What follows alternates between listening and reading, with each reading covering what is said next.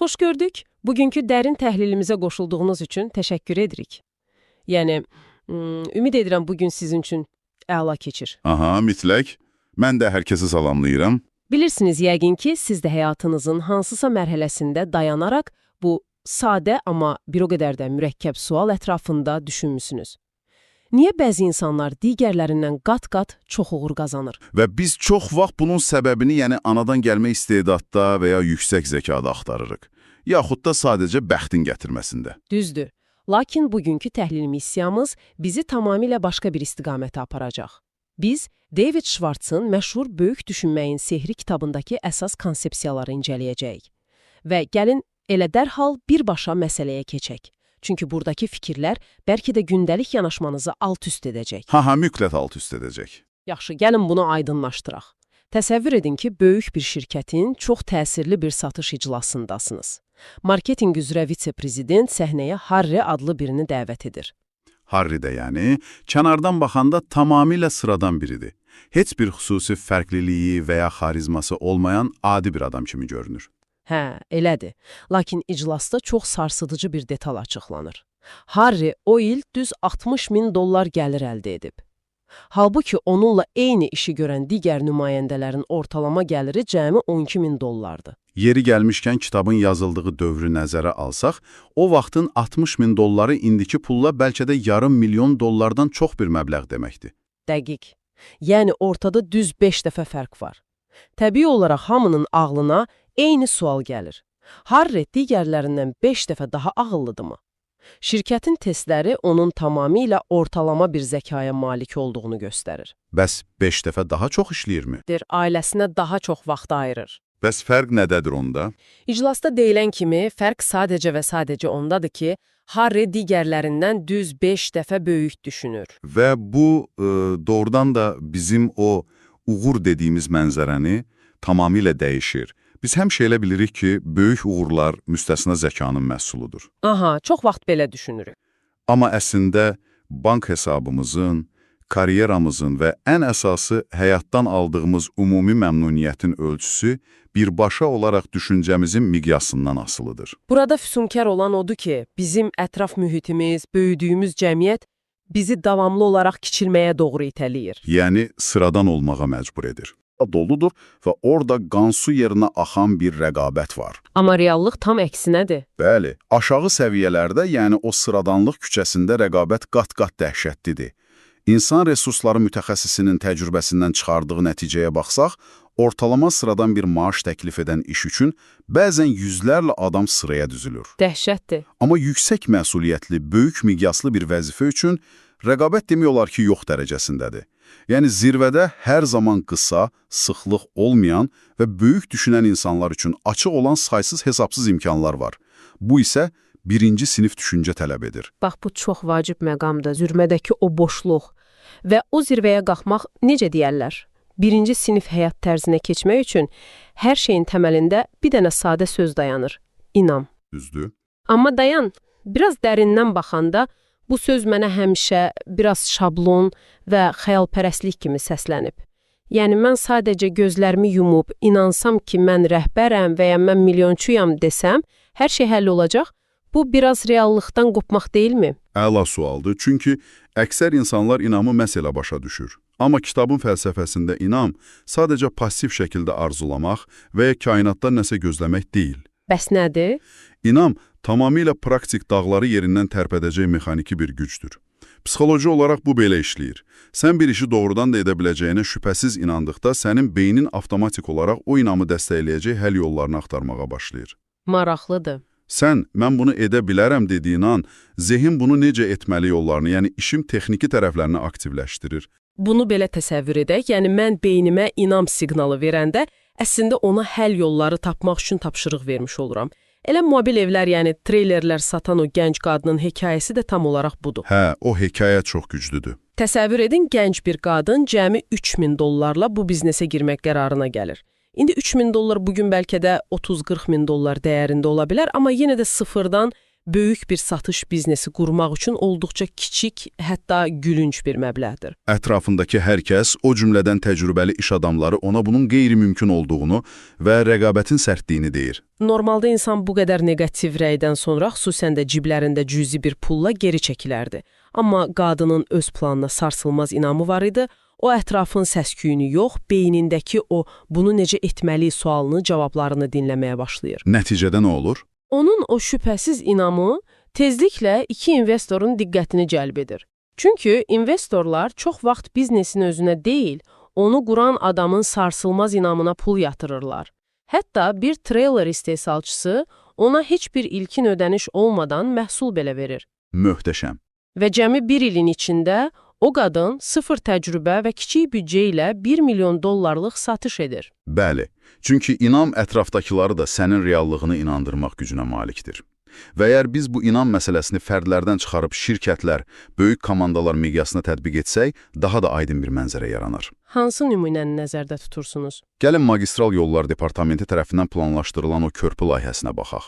Layihənin dəyəri 5 milyon dollardır və sadəcə dizayn işi üçün şirkətə 200 min dollar komissiya veriləcəkdir. Kifayət qədər böyük məbləğdir. İşi görmək üçün 21 mühəndislik şirkətinə təklif göndərilir. Ən böyük 4 şirkət təbii olaraq layihəni dərhal qəbul edir. Yerdə qalan 17 şirkət isə kiçik, cəmi 3 və ya 7 arası mühəndisi olan firmaları idi. Və bilirsiniz nə olur? Nə olur? O 17 kiçik şirkətdən 16-sı qorxuya düşür. Dayan, 16 şirkət belə bir qazanc fürsətindən imtina edir. Axı bu böyük bir şans idi. Niyə heç olmasa cəhd etmədilər? Çünki layihənin miqyası onların düşüncə miqyasından böyük idi. Onlar bu bizim üçün çox böyükdür, buna gücümüz çatmaz deyib kənara çəkilirlər. Və ən maraqlısı odur ki, onların inamsızlığı dərhal işə düşür. Və bahanələr uydurur. Məhz belə. Onlara niyə edə bilməyəcəklərini sübut edən onlarla məntiqi səbəb təqdim edir. Kadr çatışmazlığı, vaxt darlığı, resursların azlığı, amma sadəcə 3 mühəndisi olan o bircə kiçik şirkət tam fərqli yanaşır. Onlar qorxmurlar. Xeyr. Onlar layihəni incələyir və sadəcə olaraq biz bunu edə bilərik deyirlər. Beyinlərindəki o kilidi açdıqları üçün həll yolları gəlməyə başlayır və yekunda işi alırlar. İnsanı cəmiyyəti, bütöv bəşəriyyəti irəli aparan yeganə mühərrik bu inamdır. İnamsızlıq isə əslində fəlakətdir. Sən şübhə etdiyin an, şuuraltın sənin uğursuzluğunu qanunləşdirmək üçün işə düşür. Bax, ən maraqlı məqam da elə budur. Mənə ən çox təsir edən məqamlardan biri müəllifin bizim beynimizin necə işləməsi ilə bağlı verdiyi o möhtəşəm fabrik analogiyasıdır. O hissə həqiqətən vizuallaşdırmaq üçün əladır. Gəlin zehnimizi gündə saysız-hesabsız düşüncələr, fərziyyələr istehsal edən böyük səs-küylü bir fabrik kimi təsəvvür edək. Və bu fabrikin cəmi 2 dənə ustası, 2 növbə rəisi var. Cənab Səfər və cənab Məğlubiyyət. Və onların hər ikisi son dərəcə itaətkardır. Yalnız sənin siqnallarını gözləyirlər. Tam olaraq belə. Məsələn, səhər oyanırsan, pəncərədən baxıb, of, bugün necə də pis gündür deyirsən. Vəssalam, sən bilmədən cənab Məğlubiyyətə düyməni basma əmri verirsən. O dərhal fabriki işə salır və sənə sübutlar konveyeri yaradır. Bəli, hava bərbaddır, tıxac olacaq, müdir yenə əsəbiləşəcək, satışlar zaten aşağı düşüb. Bir neçə dəqiqə içində sən həqiqətən də günün fəlakət olacağına inanırsan və təbii olaraq elə də olur. Amma əksinə, bugün əla gündür desən, cənab Zəfər irəli çıxır. O dərhal havanın nə qədər təmiz olduğunu, qarşıda nələri həll edə biləcəyini göstərir. İşin ən qəribə tərəfi odur ki, biz çox vaxt cənab Məğlubiyyətin bizim fabrikimizi ələ keçirməsini icazə veririk. Doğrudan da elədir. Əgər bu məntiqlə yanaşsaq, çox sadə və qəti bir həll yolu ortaya çıxır. Əgər sənin zehnində hər şeyi məhv edən ancaq neqativ məhsullar istehsal edən bir usta varsa, yeganə rasional qərar cənab Məğlubiyyəti dərhal bugün işdən qovmaqdır. İşdən qovmaq səslənir asan, amma praktikada çətindir. Nevrologiya da sübut edir ki, fikirlər təkrarlandıqca dərinləşir, sinir yolları güclənir. Sən bunu edə bilməzsən, kifayət qədər bacarıqlı deyilsən deyən o səsə nə qədər çox qulaq assan, o sənin fabrikində bir o qədər çox yer tutacaq. Cənab məğlubiyyət, yeni negativ işçilər cəlb edəcək və sonunda fabrikin idarəsini səndən alacaq. Məqsəd, daxili termostatınızı yalnız uğura, yəni yalnız Cənab Zəfərin fəaliyyətinə tənzimləməkdir. Bəs bu termostatı necə dəyişmək olar? Təhlil etdiyimiz materiallarda Detroitlu bir alət istehsalçısı olan gəncin çox təsirli bir hekayəsi var. Sən o vəziyyəti təsəvvür et. Adam bir iş səfərindədir. Otel otağında tək oturub. Öz-özünə baş-başa qalıb yəni. Bəli, gecə saat 3-dür və o öz həyatını ondan qat-qat çox pul qazanan yüksək vəzifələrdə oturan 5 dostunu təhlil edir. İndi gəlin açıq danışaq. Belə bir vəziyyətdə insan ilk nə düşünər? Təbii ki, onların bəxti gətirib və ya dayıları var deyib məsuliyyətdən qaçmaq istəyər.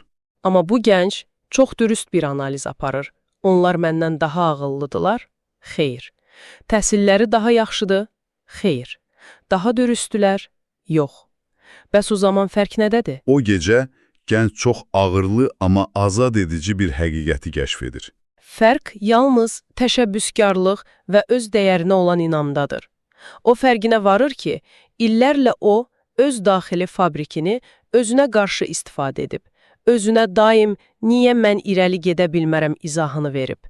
Amma o gecə hər şeyi dəyişməyə qərar verir. Və ən maraqlısı da elə növbəti gün baş verir. Bəli, o planlaşdırılmış iş müsahibəsinə gedir, əvvəlcə köhnə maaşından sadəcə 750 və ya 1000 dollar çox istəməyi düşünürdü, amma öz dəyərini, o daxili termostatını yuxarıya qaldırdıqdan sonra müsahibədə cəsarətlə düz 3500 dollar daha çox maaş tələb edir. O vaxt üçün bu çox böyük bir rəqəm idi. Və işə alır. Çünki adam otağa girəndə artıq özünə yazığı gələn sıradan biri deyildi. O öz dəyərini bilən, böyük düşünən bir mütəxəssis idi. Müqabil tərəf də bunu hiss edirdi. Çox səmimi və mükəmməl bir özünü təhlil hekayəsidir. Və bu hekayə əslində bizi birbaşa olaraq insanların niyə o termostatı qaldıra bilməməsinin əsas səbəbinə gətirib çıxarır. Hansı səbəbə? Müəllimin təhlilləri göstərir ki, bütün uğursuz insanların əziyyət çəkdiyi çox ağır zəka öldürücü bir xəstəlik var. Bunun adı bahanəçilikdir. Bahanəçilik xəstəliyi. Bəli, bu tam olaraq psixoloji bir xəstəlik kimi qəbul edilməlidir. Fikir verin, orta səviyyəli həyatda heç niyə nail ola bilməyən insanlar hər zaman niyə uğur qazana bilmədiklərini çox məntiqi şəkildə izah edən bir kitab dolusu səbəbə malikdirlər. Doğrudur, hamısının bir izahı var. Amma əgər tarixə baxsaq, Amerikanın ən güclü liderlərinin nə qədər mükəmməl bəhanələri ola bilərdi. Franklin Roosevelt həyatının böyük hissəsini təkərli kürsüdə keçirdi. Ayaqları tamamilə cansız idi. Harry Truman'in heç ali təhsili belə yox idi. John Kennedy prezident seçiləndə siyasi elit ona daim sən bu iş üçün çox gəncsən deyirdi. Amma onların heç biri bu obyektiv faktları bəhanəyə, maneəyə çevirmədi. Aha, bu çox maraqlı diaqnozdur. Çünki biz ətrafımızda da mən edərdim amma deyən o qədər adam görürük ki, və bu xəstəliyin ən geniş yayılan növlərindən biri məhz sağlamlıq bəhanəsidir. O, ən çox rast gələnənidir. İnsanlar o qədər tez-tez özümü pis hiss edirəm, başım ağrıyır, bu mühit mənə düşmür kimi bəhanələrlə məsuliyyətdən qaçırlar ki, bu artıq bir həyat tərzinə çevrilir. Kitabdakı o təyyarə hekayəsi xüsusilə maraqlıdır. Müəllif təyyarədə gedərkən yanındakı adamın sinəsindən açıq-aşkar mexaniki bir tıqqıltı səsi gəldiyini eşidir. Düşün, adamın sinəsində səs var. Sən demə cəmi 21 gün əvvəl adamın ürəyinə plastik klapan yerləşdirilib. İstənilən normal insan belə bir əməliyyatdan sonra ömrünün sonuna qədər bunu bəhanə edib cəmiyyətdən təcrid oluna bilərdi. Və heç kim də onu qınamazdı. Dəqiq. Amma o adam şikayətlənmək əvəzinə gülümsəyir və böyük planlarım var, gedib hüquq oxuyacam deyir. Digər tərəfdə isə tam fərqli tibbi statistikalar var. Doktor Schindlerin məşhur tədqiqatına görə xəstəxana çarpaylarındakı insanların 3/4-ü əslində emosional mənşəli xəstəliklərdən əziyyət çəkir. Yəni organik heç bir problem yoxdur. Yoxdur, amma adam psixoloji olaraq o qədər qorxur ki, xəstə olmaq istəyir. Bədəni də ona bu xəstəliyi icad edib verir. Necə deyərlər? Bir qollu qolfçunun məşhur sözü var. Düzgün münasibət və bircə qol, yanlış münasibət və 2 qolu hər zaman məğlub edər. Və əgər bunu reallıqla üzləşdirsək, görərik ki, mükəmməl 100% problemsiz sağlamlığa malik yetkin insan onsuz da mövcud deyil. Hər kəsin nəsə bir ağrısı, problemi var. Buna görə də bu sağlamlıq bəhanəsindən xilas olmaq üçün bəzi qızıl qaydalar təklif olunur. Nədir o qaydalar? Birincisi, ümumiyyətlə sağlamlığınız haqqında danışmaqdan şikayət etməkdən imtina edin. Çünki xəstəlikdən danışmaq, bayaq dediyimiz kimi, zehninizdəki o alaq otlarına gübrə vermək, cənab məğlubiyyəti qidalandırmaq kimidir. İkincisi isə yəqin ki, şükür etməkdir. Bəli, ikincisi sahib olduğunuz qədər sağlamlığa görə səmimi şəkildə minnətdar olun. Və bəlkə də ən fəlsəfi olanı, mənim sevimli qaydam, paslanmaqdansa işləyib köhnəlmək, aşınmaq daha yaxşıdır. Çox gözəl fikirdir. Biz bədənimizi və zehnimizi bir muzey eksponatı kimi qorumaq üçün yox, bu həyatı yaşamaq, ondan maksimum istifadə etmək üçün almışıq. Yaxşı, bütün bu mardə deməkdir. Bəs zəka bəhanəsi necə? Mənə elə gəlir ki, mənim kifayət qədər ağlım ya diplomum yoxdur bəhanəsi cəmiyyətdə ən sinsi və ən çox kök salmış problemdir. Çünki bizə həmişə aşılanıb ki, ağıllı deyilsənsə yerində otur.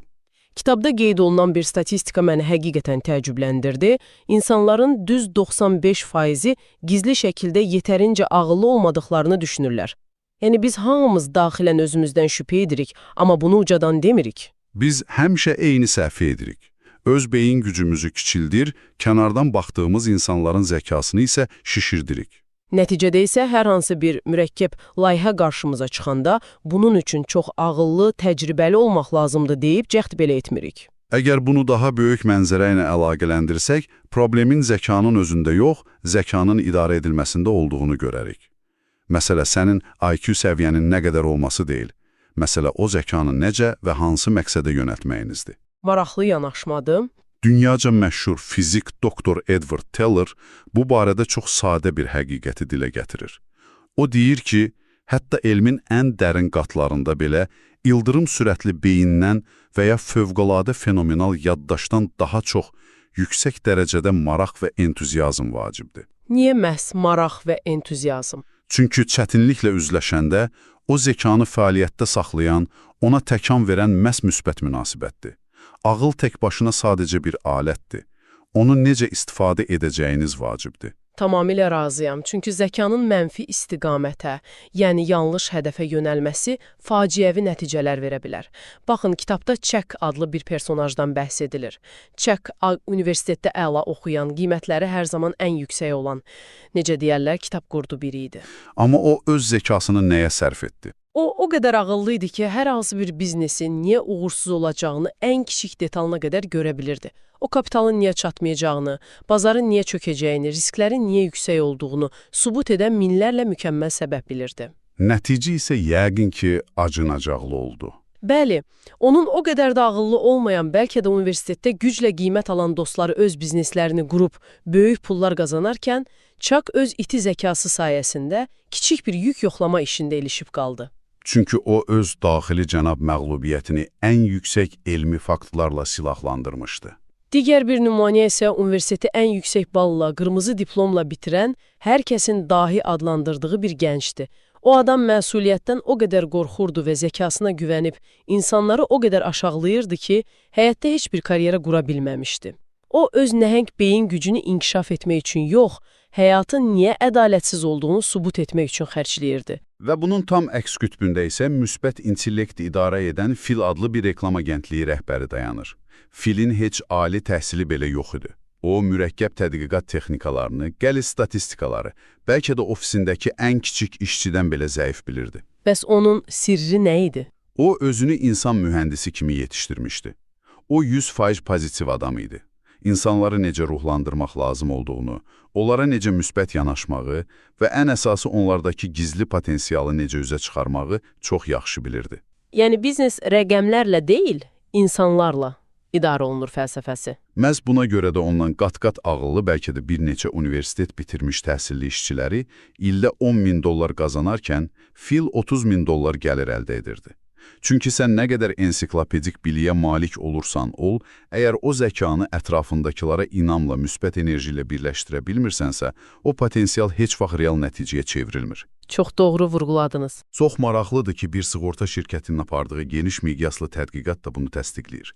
Tədqiqat zamanı ən çox satış edən 25%lik qrupla ən az satış edən sonuncu 25% arasında nə zəka, nə də təhsil fərqi tapılmamışdı. Bəs fərq nə idi? İki qrupu ayıran yeganə fərq onların həyata çətinliklərə və insanlara olan münasibəti, yəni düşüncə tərzlərini necə idarə etmələri idi. Görürsünüz, bütün bu hekayələri, rəqəmləri və təhlilləri bir yerə toplayanda ortaya çox sadə, amma bir o qədər də vurucu bir mənzərə çıxır. Bu həyatda yerinizi o ikinci sinif yoxsa birinci sinif küçəsində yaşayacağınızı sizin zəkanızın həcmi, gətirdiyiniz bəxt və ya genetik olaraq necə mükəmməl sağlam olmağınız müəyyən etmir. Əsla. Sizin bank hesabınızın, karyera inkişafınızın və daxili hüzurunuzun ölçüsü yalnız və yalnız sizin inamınızın böyüklüyündən ölçülür. Uğursuzluq xəstəliyi olan o bəhanəçilikdən nə dərəcədə qurtulmağınız hər şeyi həll edir. Tamamilə elədi. İndi özünüzlə tək qalanda, səhər güzgüyə baxanda və ya qarşınıza ilk ciddi maneə çıxanda mütləq bu barədə düşünün. Sizin daxili fabrikinizi bu dəqiqə kim idarə edir? Hər kiçik çətinliyi fəlakət kimi göstərən, həmişə bunu niyə də bilməyəcəyimizi elmi şəkildə izah edən cənab məğlubiyyət, yoxsa ən çıxılmaz vəziyyətdə belə sizə biz bunu necə edə bilərik sualını verdirən cənab zəfər? Bu, doğrudan da hər kəsin özünə verməli olduğu vacib bir sualdır. Və bu məndə mətnin özündən də kənara çıxan daha böyük bir sual yaradır. Buyurun. Biz bugün öyrəndik ki, düşüncələrimiz reallığımızı yaradır və biz şuurlu şəkildə daxilimizdəki cənab məğlubiyyəti işdən qovmalıyıq. Bura qədər hər şey aydındır. Amma gəlin unutmayaq ki, biz təcrid olunmuş bir boşluqda yaşamırıq. Bizi formalaşdıran həm də ətraf mühitimizdir. Bəs sənin ətrafındakı insanlar necə? Çox həlledici nöqtədir. Sizin gündəlik ünsiyyətdə olduğunuz dostlarınız birlikdə kofe içdiyiniz həmkarlarınız sizin zehninizdəki cənab zəfərə kömək edirlər, yoxsa sən fərqində belə olmadan sənin fabrikinə gizlicə özlərinin cənab məğlubiyyətlərini işə alırlar? Sizə hər gün incə-incə reallaşmayacaq xəyallar qurma, şükür et, otur yerində, zamanə pistir deyərək əslində sizin enerjinizi sorurlar. Bu ehtimal adamı həqiqətən qorxudur. Bəlkə də həqiqətən böyük düşünmək və zirvədəki o rəqabətsiz mühitə çatmaq üçün təkcə daxili fikirlərinizi deyil, həm də əhatənizi, o sosial laboratoriyanı tamamilə yenidən dizayn etməyin vaxtı çatıb. Çox sarsıdıcı və üzərində güllərlə düşünülməli olan təxribatçı bir fikirdir. Bəlkə də daxili düşmənlərimizi məğlub etməyin ən yaxşı yolu əvvəlcə xarici səsləri susturmaqdır. Bugünkü dərin təhlilimizə vaxt ayırıb qoşulduğunuz və bizimlə birlikdə bu maraqlı kəşf səyahətinə çıxdığınız üçün sizə ürəkdən təşəkkür edirəm. Ümid edirəm ki, böyük düşünmənin sehrini sabaha və ya gələn həftəyə saxlamadan elə bu andan etibarən öz reallığınıza tətbiq etməyə başlayacaqsınız. O bəhanələri bir kənara atıb sükanı cənab Zəfərə təhvil verin. Növbəti dərin təhlilimizdə görüşənədək. Özünüzə yaxşı baxın.